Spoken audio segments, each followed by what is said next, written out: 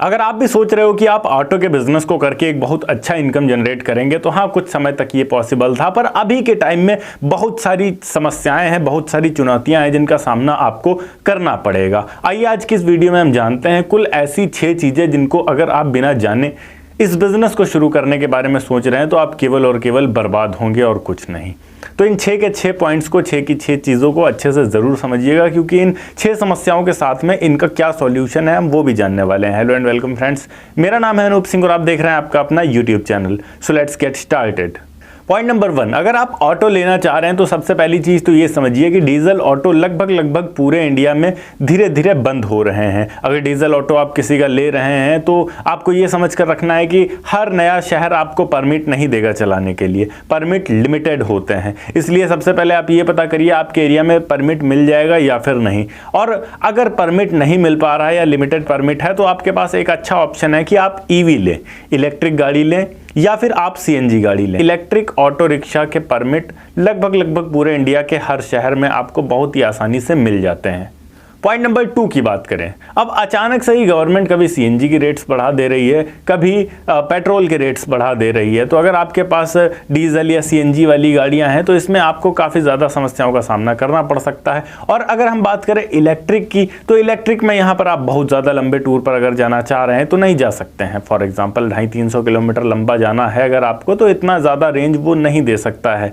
इसलिए आपको रूट अपना छोटा रखना होगा। अगर आपको इलेक्ट्रिक गाड़ी लेनी है तो आपका रूट छोटा होगा, तभी आप ज्यादा चक्कर लगा पाएंगे और तभी आप ज्यादा कमा पाएंगे। तो इसलिए अगर आप लंबे रूट पर चलना चाह रहे हैं तो आप सीएनजी पे जाएं। जब आप सीएनजी लेंगे तो यहां पर उसका मेंटेनेंस थोड़ा सा ज्यादा रहेगा, डेली का खर्च थोड़ा ज्यादा रहेगा। पॉइंट नंबर 3 जो बहुत ज्यादा इंपॉर्टेंट है, जिस वजह से ज्यादातर ऑटो रिक्शा वालों को समस्याओं का सामना करना पड़ता है, वो होते हैं ट्रैफिक पुलिस वाले। ट्रैफिक पुलिस वाले ऑटो वाले, खासकर ऑटो रिक्शा चलाने वाले जो लोग होते हैं, उनकी बिल्कुल भी रिस्पेक्ट नहीं करते हैं। रिस्पेक्ट क्या करेंगे, गालियां ही देते रहते हैं हर टाइम, कभी इधर मार रहे हैं कभी उधर मार रहे हैं, उल्टा सीधा चालान काटते रहते हैं, जिस वजह से कई सारे ऑटो रिक्शा वाले परेशान रहते हैं। इसी चीज़ों को लेकर यूनियन भी बनाए जाते हैं, ऑटो रिक्शा यूनियन वगैरह, अलग अलग शहरों में यूनियन होते हैं। आप जब भी ऑटो रिक्शा लेने का प्लान करें सबसे पहले अपने यूनियन से कांटेक्ट करें, पता करें आपके एरिया में कौन सा यूनियन है। आपके साथ कुछ भी गलत होता है तो आप सबसे पहले उनको इन्फॉर्म करें। गलत के तौर पर यहाँ पुलिस वाले अवैध चालान कर देते हैं,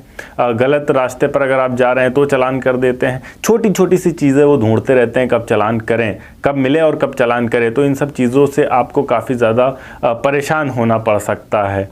इसका सबसे बेस्ट तरीका यही है कि प्रॉपर डॉक्यूमेंट्स आप अपने कंप्लीट रखें और जो रूट डिफाइन किया गया है आपके लिए उसी रूट पर आप चलें। पॉइंट नंबर 4, अब एक ऐसी चीज जो हर ऑटो रिक्शा वाले को बहुत ज़्यादा परेशान कर रही है, वो है आज के टाइम में जो ओला, उबर जैसी ऑनलाइन प्लेटफॉर्म्स आ गए हैं, जो कि ऑटो का वेट नहीं करने देती। डायरेक्ट किसी भी कोने में क्लाइंट होता है या फिर सवारी होती है, वो कहीं से भी बुक कर देती है और तुरंत पिकअप पॉइंट पे पहुंच जाते हैं बाइक वाले लेकर, तुरंत रैपिडो, ओला, उबर, और वहां से पिक कर लेते हैं। पर अच्छी बात यह है कि अगर इन्होंने कंपटीशन थोड़ा सा बढ़ाया है तो इन्होंने ये सहूलियत भी दी है कि हमें सवारी जगह जगह ढूंढनी नहीं पड़ेंगे। तो इसका सबसे अच्छा समाधान यही है कि अगर आपके पास अच्छी गाड़ी है तो आप भी अपनी गाड़ी को रजिस्टर कर दीजिए ओला, उबर, रैपिडो जैसे प्लेटफॉर्म्स पर, और वहाँ से आपको सवारियाँ मिलना शुरू हो जाएंगी। और कुछ तो ऐसे भी मेरे मित्र हैं जो केवल और केवल इन्हीं ऐप्स के सहारे अपनी गाड़ी चलाते हैं, वो लोकल सवारी उठाते ही नहीं। जब ऐप से कोई बुकिंग आती है तभी वो लेते हैं, तभी वो जाते हैं, वरना सोए रहते हैं, अपना बैठे रहते हैं।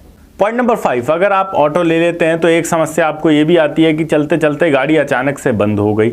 कभी ना कभी कोई ना कोई समस्या आ गया, कभी इंजन बैठ गया, कभी क्लच प्लेट चला गया, कभी टायर चेंज की ज़रूरत आ गई, कभी अचानक से ट्यूब फट गया, कई सारी समस्याएं आती रहती हैं। तो इसके लिए सबसे बेस्ट तरीका ये है कि आप जितना भी दिन भर में कमाएं उसका 100 रुपया आप अलग निकाल कर रख लें और वो आपके सर्विस चार्ज के लिए रहेगा। और हर एक महीने में आप अपनी गाड़ी को प्रॉपर एक डेट रख लीजिए कि इस डेट को हम अपनी गाड़ी को सर्विस के लिए देंगे, और प्रॉपर उसी डेट को आप अपनी गाड़ी को सर्विस के लिए ज़रूर दें एग्जैक्टली, चाहे जितना भी इंपॉर्टेंट काम हो, चाहे जहां भी जाना हो, बट आप अपनी सर्विस मिस मत करिए। इस तरीके से आपकी गाड़ी मेंटेन रहेगी, और मेंटेन अगर गाड़ी रहेगी तभी आप अच्छा कमा पाएंगे उससे।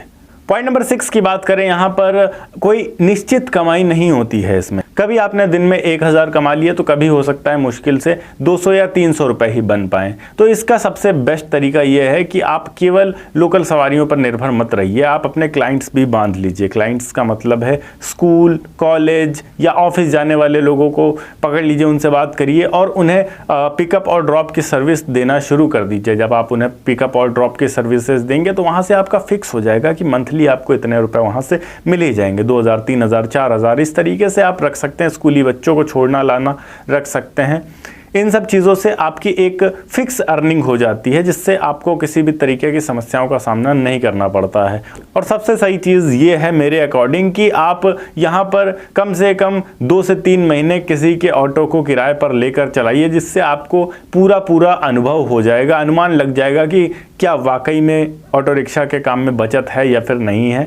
जब आपको पूरा अनुमान हो जाए, आपको फुल कॉन्फिडेंस आ जाए कि हाँ मुझे अपना खरीदना चाहिए, तब आप इसमें पैसा फंसाएं, वरना पैसे आपके बर्बाद भी हो सकते हैं। ओके गाइस, ये थी एक छोटी सी वीडियो कि किस तरीके से आप ऑटो रिक्शा से पैसे कमा सकते हैं और इसमें कौन कौन सी समस्याओं का सामना करना पड़ता है। अगर वीडियो अच्छी लगी हो तो वीडियो को लाइक करके चैनल को सब्सक्राइब जरूर कर दीजिएगा। मैं मिलता हूँ आपको नेक्स्ट वीडियो में एक नए टॉपिक के साथ। तब तक के लिए जय हिंद, वंदे मातरम।